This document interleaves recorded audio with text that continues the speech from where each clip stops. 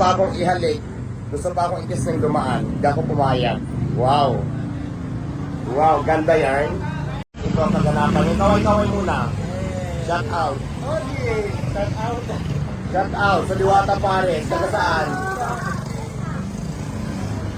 Ayan, for to this video guys, pakita ko lang sa inyo ang situation dito. Ayan, nandito na siya, tumakas lang kasi gusto makatikim ng Pares. Ito mga taga-naik. San Francisco. Akala ko naik, taga dito lang pala, kapit-bahay lang. Naik. Taga-naik, pero dito kayo lang. Talaga ba? Anong masasabi mo, Marian Rivera? Ang kulit ng mga customers ko, no? Ganyan. Shout out. Anong pangalan mo, kuya? Ilang taong ka na? May asawa na? Ay! Single ka? Single din ako. Baka naman. Diba? Para-paraan lang tayo, kaya lang parang hindi ako pinalis. Sinapahiya ako. Charot. Hello! Bibidyo ka pa, nakabidyo rin ako. Bibidyo ka pa, nakabidyo rin ako. Hanap na lang ng pisto, kuya, kasi konti lang yung lamisa na dinala ko. Hello. Get out.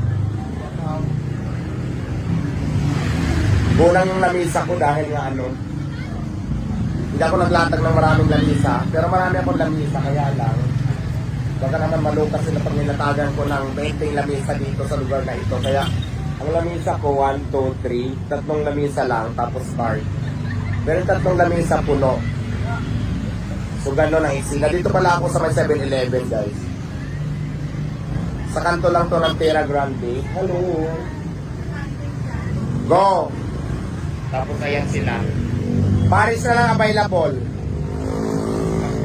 Nakain daw yung nakakutsi. Di ba mga mayayaman ang customer ko. Laban. Laban pa rin. Siyempre gusto nila makatikim ng Diwata Pares. The very controversial Pares in the Philippines. Ganon. Controversy. Controversy ba? Controversial. Ganon. So, ayan lang guys. Wala lang. Vlogger nga ni, diba? Kaya super vlog lang ako. Hindi masyadong marami ang tao ngayon, hindi katulad kagabi. Pero marami pa rin yan, diba? Yung puno yung cart.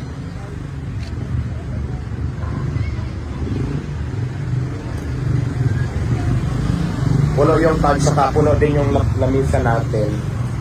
So yun lang muna for today's video. Pwede mo nga i-scroll. Pwede mo lang i-scroll ko na.